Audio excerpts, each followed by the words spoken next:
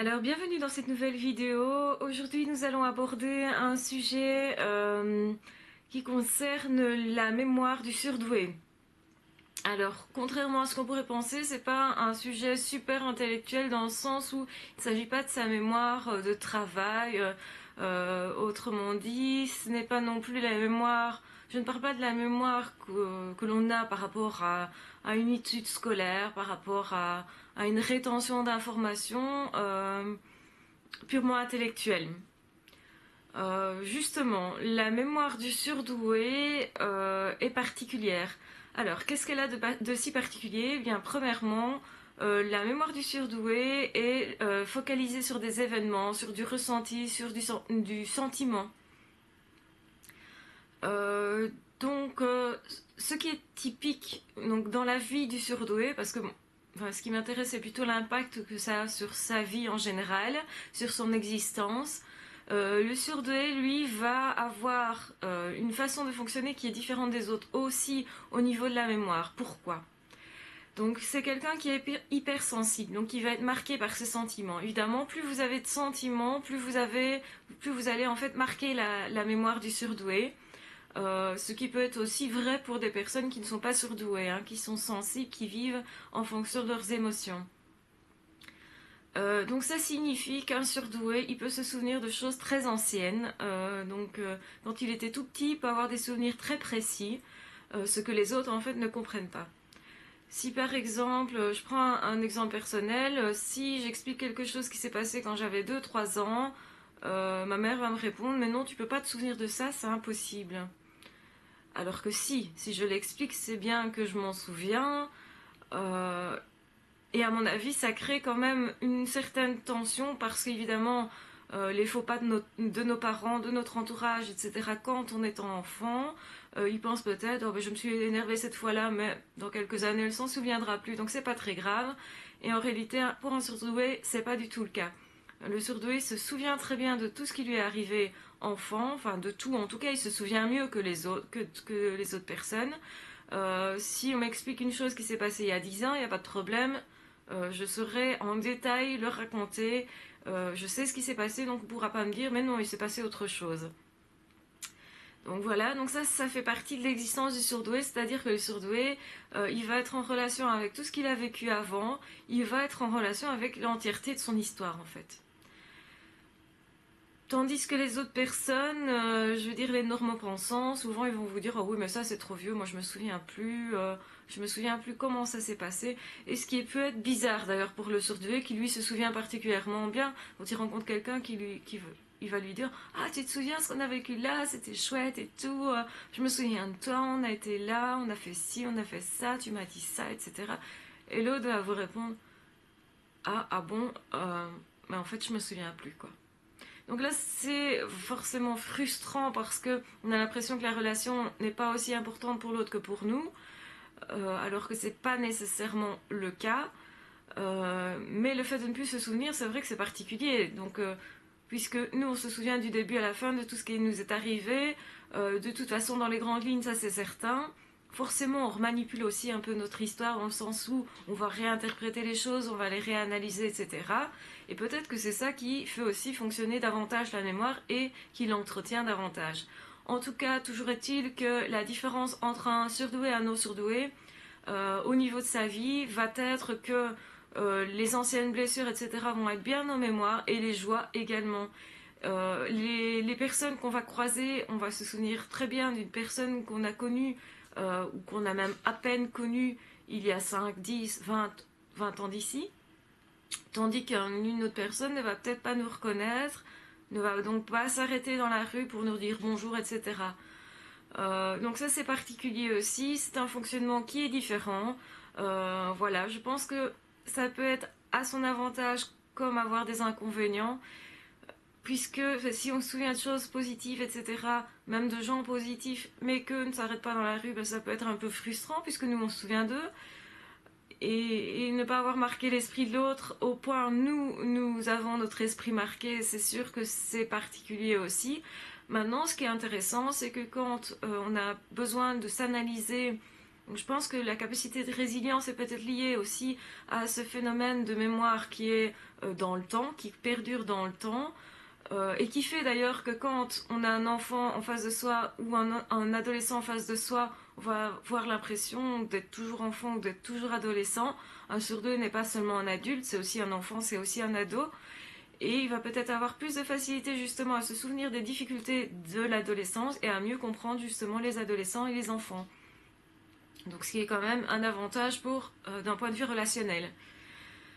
D'un point de vue relationnel, d'un point de vue thérapeutique. Et donc je parlais de la résilience, effectivement, comme nous sommes en relation avec toute notre histoire, si jamais on a besoin d'aller repêcher une histoire ancienne, comme ce n'est pas en fait tombé dans l'inconscience, euh, comme c'est resté conscient, je vais dire plutôt, à ce moment-là, forcément, on peut aller rechercher cet événement qui nous a marqué, qui a un sens aujourd'hui pour nous, qui effectivement peut avoir laissé des traces négatives et donc ne fera pas office de traumatisme vraiment, puisqu'on pourra aller le repêcher et aller le redécortiquer, le réanalyser et au final pour expliquer notre comportement actuel éventuellement et donc autrement dit pour désamorcer les éventuelles bombes de l'existence. Et donc ça, quelque part, c'est intéressant et ça explique peut-être, en partie en tout cas, la capacité de résilience du surdoué. Voilà, donc je sais que cette vidéo est très courte. Malgré tout, je voulais faire le point sur ce sujet de mémoire. Mémoire, d'ailleurs, souvent quand on parle de surdoué et de mémoire, on pense mémoire scolaire. Ah oui, il retient beaucoup de choses, il calcule très vite, il retient des phrases inutiles ou le bottin. Enfin bon, voilà. Bon, ça me paraît pas très utile de retenir un bottin. J'avoue que les chiffres, c'est pas trop mon truc. Mais c'est vrai qu'on confond, quand on parle de mémoire de surdoué, on parle jamais de la mémoire émotive, affective, la mémoire en fait qui concerne le vécu, l'expérience en fait. Et donc c'est ça qui est intéressant, c'est que le surdoué va être en rapport avec son expérience, va pouvoir aller le rechercher de façon assez facile, assez aisée puisqu'il y a accès, et donc va pouvoir aussi s'en servir pour aider d'autres personnes. Et donc je pense que c'est une capacité qui doit être aussi mise en lumière parce que beaucoup de surdoués détestent être surdoués. Et je pense que c'est important de parfois marquer aussi ce qui est positif. Quels sont nos outils, quels sont nos atouts, de quoi peut-on se servir pour aider les autres, pour s'aider soi-même. Parce que cette mémoire, c'est pour moi un fameux outil. Et je parle en connaissance de cause parce que dans les entretiens psychologiques, quand vous avez une personne en face de vous qui vous dit je ne sais pas pourquoi je suis malheureux, je ne sais pas pourquoi je souffre, je ne sais pas en quoi, avec quoi ça peut être mis en relation, c'est quand même difficile de travailler là-dessus. Quand vous avez en face de vous une personne qui vous dit c'est en rapport avec ça, et je pense que ça a un lien peut-être aussi avec ça, et un lien avec ce que j'ai vécu là.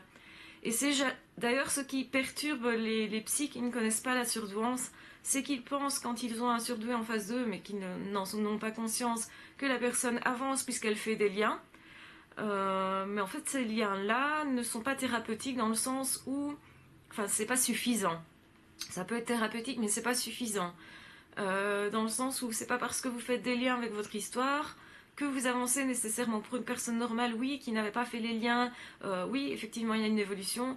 Mais pour un surdoué, c'est un lien qui est normal, qui existait déjà. Donc le psy n'a rien amené, n'a pas surtout pas changé la vision des choses sur les événements vécus. Et c'est vraiment la possibilité d'apporter un biais, une autre façon de voir les choses qui va être thérapeutique, qui va permettre en fait à la personne de trouver des éventuelles solutions pour vivre différemment son futur et baquer un petit peu tout ce qui ne lui convient pas comme comportement, comme environnement, comme relation, etc. Donc voilà pourquoi aussi. Donc malheureusement les thérapies sur les surdoués sont très peu efficaces si on ne tient pas compte du fait que la mémoire est toujours active en fait, du fait que la personne a un moi qui est indéterminé au niveau de l'âge.